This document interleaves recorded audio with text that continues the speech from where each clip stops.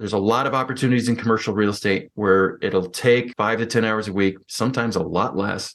And you have a nice income, you have really nice tax benefits, and you scratch that itch, right, of extra income, a little bit of freedom, and then you could build it. Maybe someday it does replace your W-2 and you can finally quit. But just the idea of just shutting it all down, quitting my job, and going out and searching for a plumbing company or buying a $3 million self-storage facility is just not reality for most folks. So there's a middle way. Your network is your net worth. Come listen to some of the most successful people I know share invaluable knowledge, stories, and advice in real estate, business, and beyond. This is Weiss Advice. Whether you want to take your business or personal life to the next level, look no further. Welcome back to another episode of Weiss Advice. I am your host, as always, Yona Weiss. Grateful to be here with another awesome guest. We got Kriss Berg on the show, all the way from the world of Twitter. That's right. That's where we connected. Excited to have you on the show. Thank you, Yona. I'm super excited to be here. I'm a big fan of your content. Likewise. And you do something which, you talk about car washes a lot. You're like the car wash guy. You're not the car wash guy, but you do talk a lot about the business, which you've successfully been able to build, as well as other online businesses. And I'd love for you to, before we jump into that, give us a little background for our listeners who may not be so familiar with you, who you are, what do you do? How did you get started? Yeah. So I live in Western Colorado. I got 2 kids, 9 and 5. And I am not one of those people who was a born entrepreneur. It was not in my genes. My parents were retired from companies, and my mom worked for the federal government. They were employees their entire lives. They never taught me about entrepreneurship. So I sort of fell into it because I hated corporate America so much. I decided that I was unemployable. I just didn't want to do it anymore. And so a friend had bought a business and kind of showed me how to do it. So I bought a business and never looked back. Since then, I've been a serial entrepreneur, and I've done a lot of different stuff, done construction and solar and online businesses and real estate, newsletters and e-com, CBD. I've just done a lot of different things. I get bored very easily. So at any given time, I've got a lot of different things going on. I'm in the dumpster business right now. I spend a significant part of my morning thinking about roll-off dumpsters.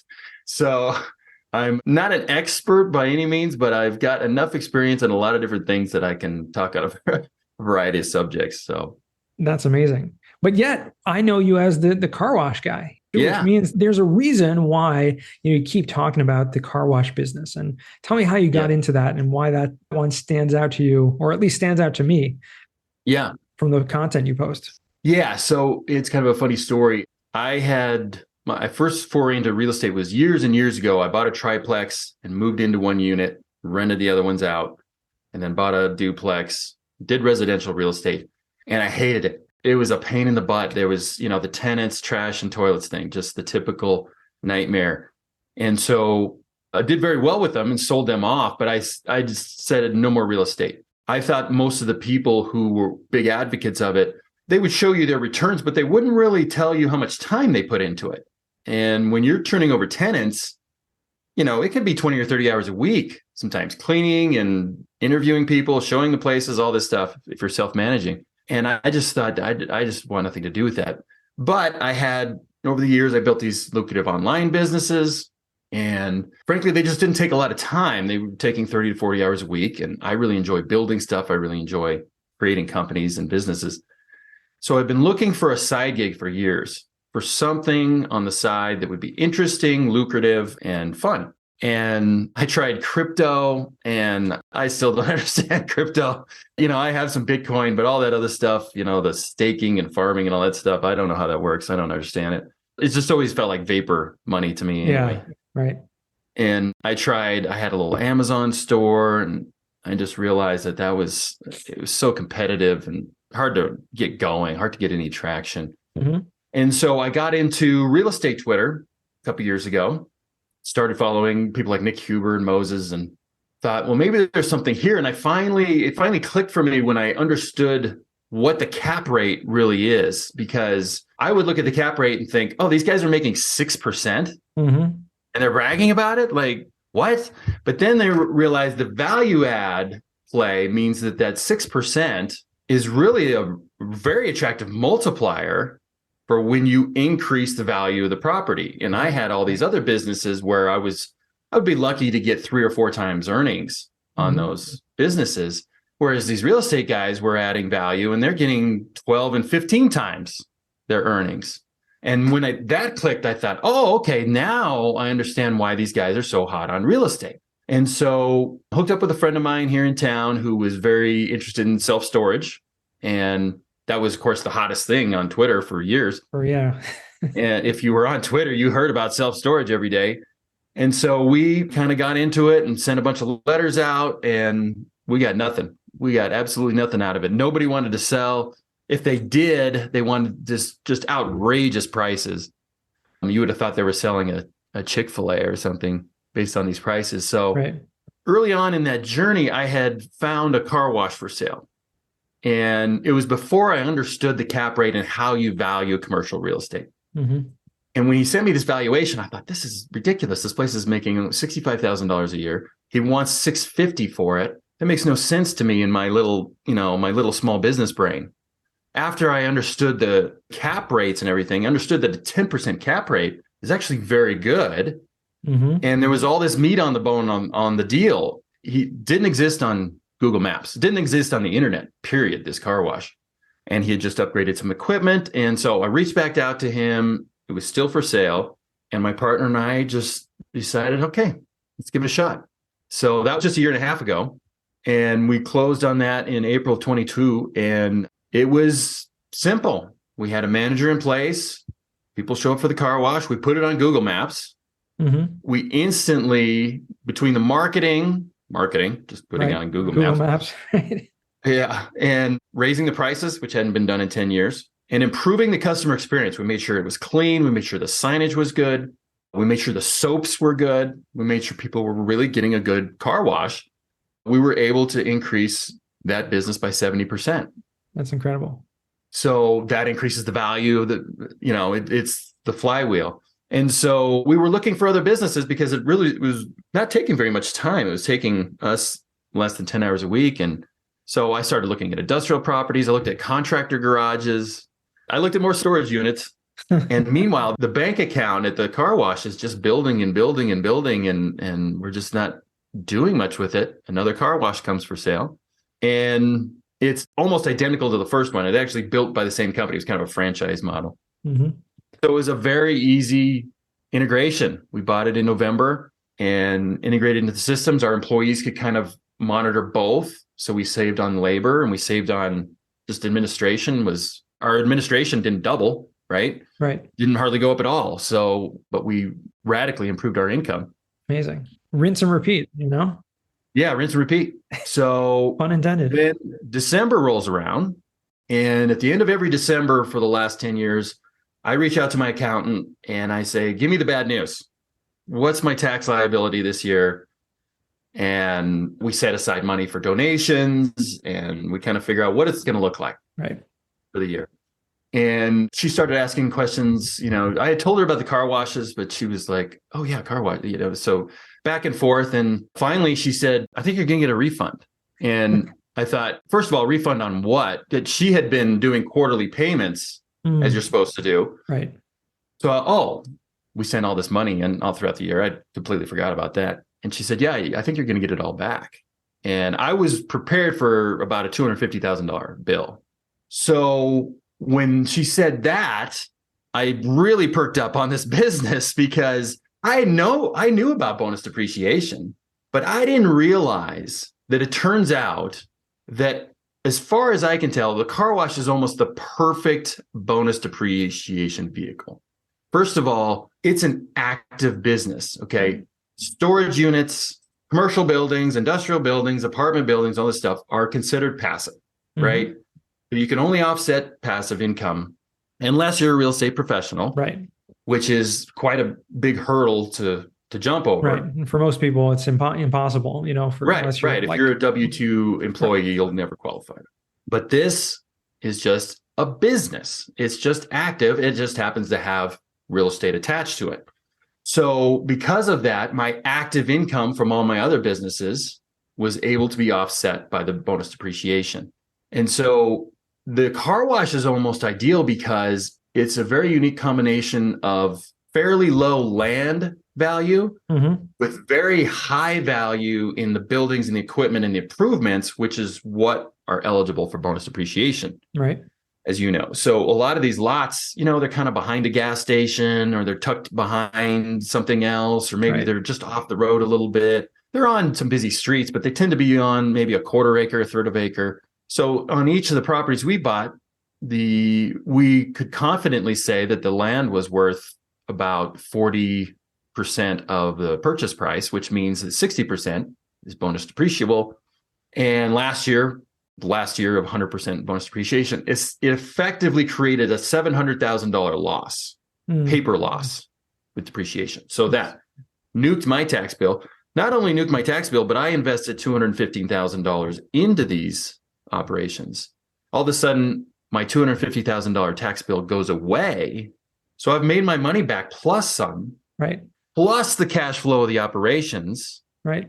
It's a phenomenal, it's the best return on investment I've ever done. I mean, to hell with Bitcoin and all that stuff.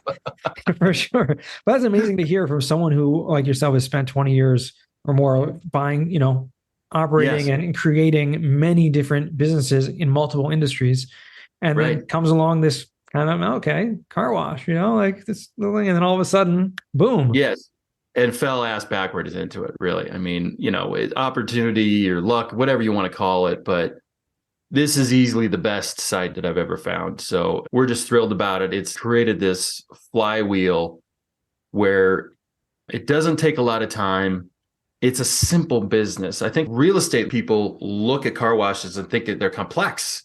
There's employees and there's pumps and there's water and there's soap and there's all this stuff going on. So a sort of self-storage bro will look at it and say, oh my gosh, I can't handle all that. Whereas if you're just a business person, like if you were running a plumbing company, if you looked at a car wash, you'd think, this is easy. That's simple, right? Yeah, the average ticket value is $5. If somebody's mad, you just give them their $5 back. If a pump's broken, you replace it. If you need more soap, you buy it. It's actually an incredibly simple operation at the end of the day. And it's just been a lot of fun. I've been able to flex my marketing muscles and flex my creative muscles, which is a big part of the satisfaction for me in business and building something. So we're evaluating. I just this morning, right before this, looked at 5 more car washes that we're hoping to buy at one location and 3 others in another town. So we hope to grow this to somewhere to 15 to 20 locations in the next 4 or 5 years. We'll see how that goes. But it's creating this flywheel. And when you can gather that many operations and you have the efficiency of that and the size of that, then you get the shrinkage in the cap rate. Then the valuation gets really interesting. You're going from a 10 or a 12 cap, then you're going into maybe a 8 or a 7 cap. And now you're talking about very serious money. You're talking about money that is life-changing, truly life-changing. So that's kind of the path we're going on. We'll see how it goes. Yeah, that's incredible. I know all these locations relatively local to where you are at in Colorado. Yeah, we're starting to branch out. 5 of them are about 5 hours away. 3 of them are about 45 minutes away. So we're realizing that if we're really going to blow this thing up, we've got to master that remote operation. We've got to figure out how to manage them remotely. Big part of that is managing the cash, because obviously about 50% of a car wash operation is cash still. So you've got counters and there's mechanics and machines and software that will manage that for you to make sure you're not getting ripped off. Yeah, make sure none of your employees are skimming anything. Yeah, exactly. So that's a big part of it that will require some upgrades, but that's part of it. That's part of the fun. Fascinating, because I would think, at this point in our, technology is so prevalent that there may be some sort of systems you can put in place to automate payments. And even I've seen other car wash operators create memberships and things like that, where it's a lot of it's just automated. You roll up, you got your license plate, et cetera. Yeah. You just roll right in and get your car washed. Yeah. So these are much lower tech facilities. The thing you're thinking of is called the tunnel or express wash, where you drive on a conveyor belt and it just moves you through the wash. We're specifically targeting It's called a self-serve Self-serve. / and a touch-free combination. And those are not in direct competition with the tunnels because most people who have a pickup truck or any kind of ski rack or a bike rack or a customized car can't go through a tunnel wash. Mm-hmm. And actually, the percentage of cars that can't go through a tunnel wash is increasing because of all the customization that people do, especially where I live in Colorado. We're in ski rack country here, right? So you can never go through a tunnel wash. And then if you've got a contractor's vehicle, if you've got a ladder on it, that kind of thing, or if you have a trailer with a motorcycle on it or a UTV or something, you can't go through those washes. So we're seeing the demand for our washes actually go up. And so we're not really in competition with those bigger washes. So it makes the technology a little bit harder. Sure. But it's also, our competition is actually decreasing in some ways because they're tearing these places down and they're getting harder and harder to permit because of how that handles the water. The municipalities don't want more load on their municipal water treatment systems, and car washes create that. Sure. So they're less likely to permit new car washes now. Interesting. So maybe it's more on the East Coast, but you see a lot of people, a lot of these car washes popping up, like new developments of car washes in certain places all over the place. I mean, to the point where there was like a meme of like, a picture of a town, and like every single thing was like, a car wash popping up, right? Yeah. Now that was, funnily enough, it was driven by bonus depreciation in a huge way because you could gather up these investors and show them, we're going to spend $2 million on the land. We're going to spend $5 million on the facility. So we're going to have this $5 million write-off that we're going to pass through to you guys. Yeah. And so the end result of building a car wash and marketing a car wash and building membership was just kind of gravy for a lot of these companies. Like they wanted to sell car washes, obviously, but it was a huge tax play for a lot of people. So we've seen it here too. And they've built 2 new ones and there's another one going in. It's just a different demographic for us. Mm-hmm. The other thing that I didn't realize is there's people who are religious about their type of car wash. My mom went through a tunnel wash 12 years ago and got one little scratch, and she will never go through one again. She'll never even look at it. She's like this when she drives by, holds a grudge, and she insists on touch-free, and we have touch-free. So she's a customer. That's good. It's interesting. Yeah, I didn't know all this about car washes a year ago. It's incredible how much you can learn in such a short period of time about a business. It really is. It really is. Which is what I love. I love just learning new things, and that's why I like coming on and listening to podcasts like this because it's new stuff. Sure. Have you had any other experiences or any other types of businesses recently that maybe kind of piqued your interest? Thinking about maybe car washes are great, everything's good, but maybe we'll do dabble in something else. Yeah, so I'm dabbling in dumpsters. Oh, right. You mentioned that earlier. Yeah. So these are roll-off dumpsters. What happened was, this is one of those things where when you have your antenna out, you just receive all these signals, right? So one of the guys that helps with the car wash, he actually digs out the pits. There's these dirt pits where all the junk goes into at the bottom of a car wash.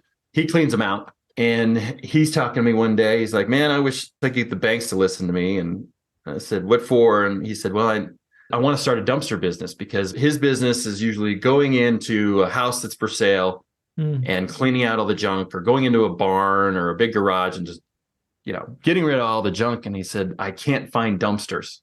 I need dumpsters. Now I want to not only own them for my business, but I want to rent them out to other people because I get called all the time. There's a demand. So, if you can't find them, other people can't find them either. Yeah, exactly. My ears are going boop, boop, boop, boop, boop. So he found a company in Texas that builds them and builds the trailer and everything. So I put in $50,000. He got 5 dumpsters, 3 little ones, 1 medium, 1 big one. And turns out that the big ones are in huge demand. The construction companies, the big players like the Waste Management and First Republic, or is it whatever it is? That's a bank that went under, but same. Yeah, that was the bank that went into the dumpster. It's also a dumpster. Yeah. But whatever it is, they are charging just outrageous fees for these enormous dumpsters. And so his biggest dumpster is booked for 2 months now. His medium's booked. He cannot rent the little ones because every Joe with a little pickup truck has started a dumpster business in the last 6 months. So now we're going to pivot a little bit and figure out how we can get some bigger dumpsters and everything. But so this is another bonus depreciation play. right? Because we can write off 80% of those costs of dumpsters. That's an equipment. It's eligible. Yeah, 179 deduction. It's incredible. Just awesome. Exactly.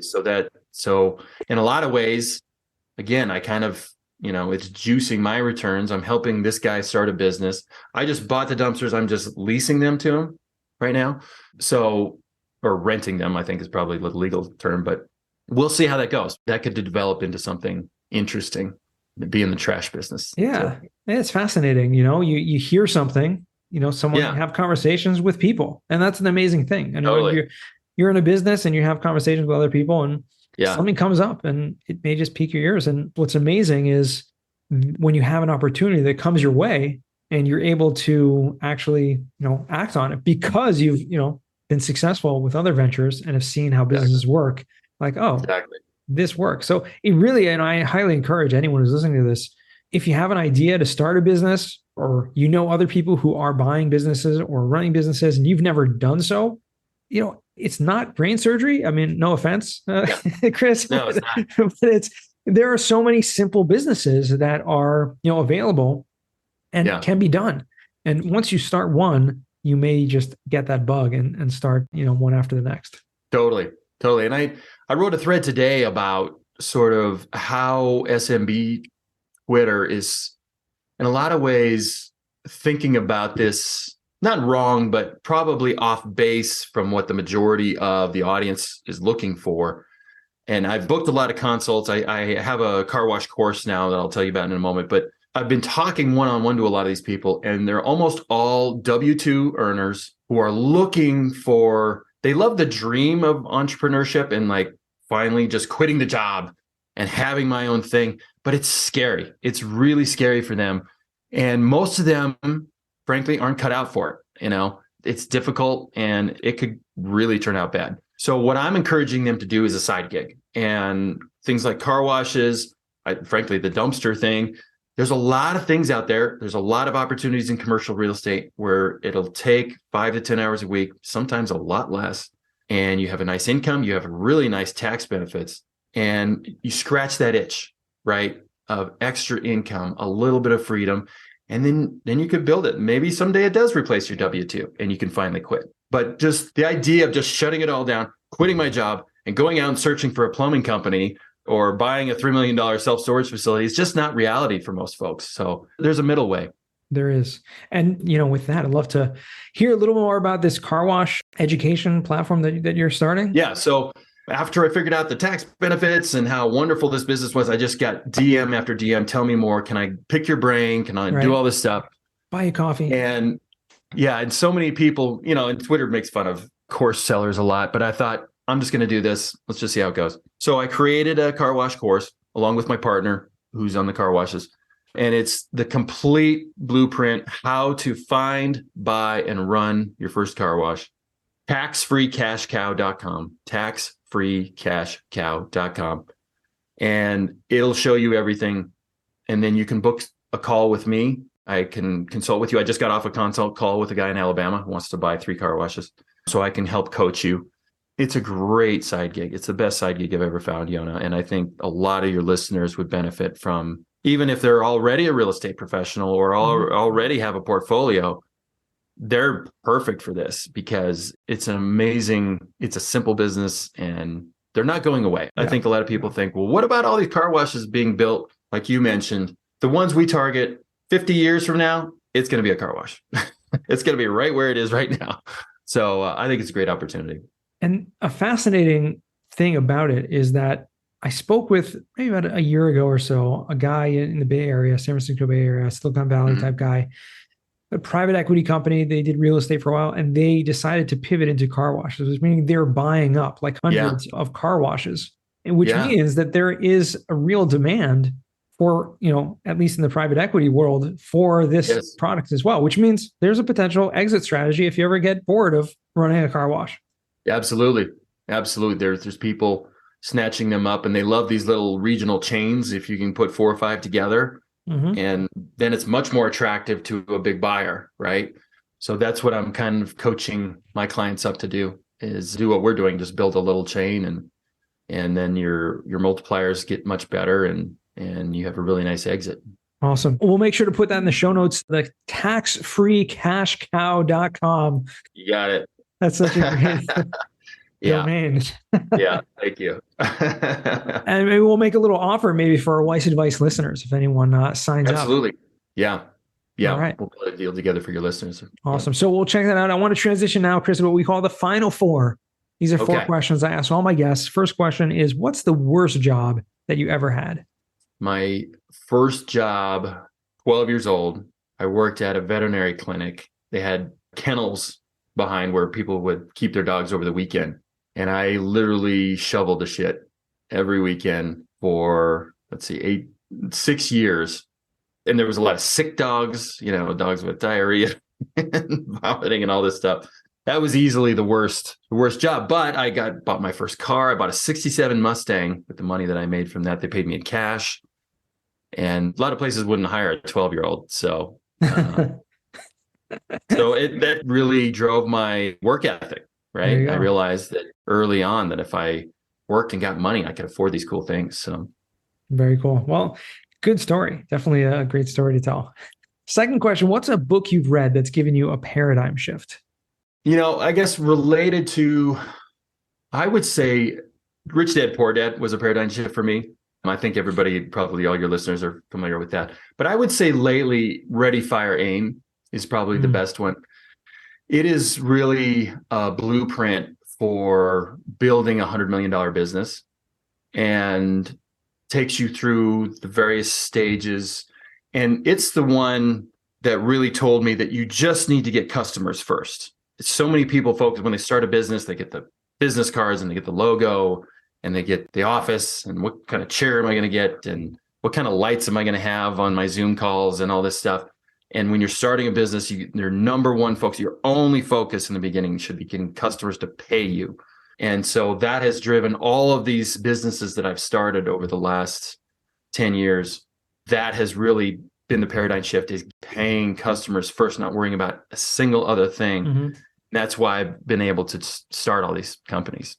Ready, Fire, Aim by Michael Masterson. Yeah, definitely an awesome book. And we'll make sure to put that in the show notes for anyone else to check out. Ready, Fire, Aim. Great. Amazing, amazing book. Third question, what is a skill or talent that you would like to learn? I would love to be able to sing. Pretty common answer.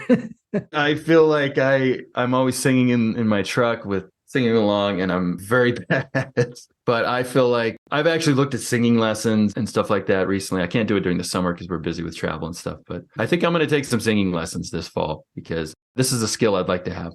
Good for you. Good for it. Awesome. Go for it. And fourth and final question, what does success mean to you?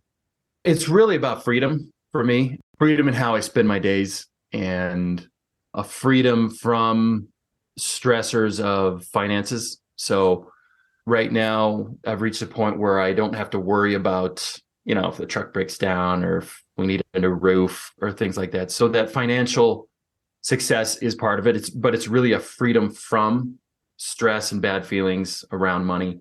But it's mostly just that I could sum it up very easily one way. It's the fact that I feel very similar on Friday night on the way I feel on Sunday night.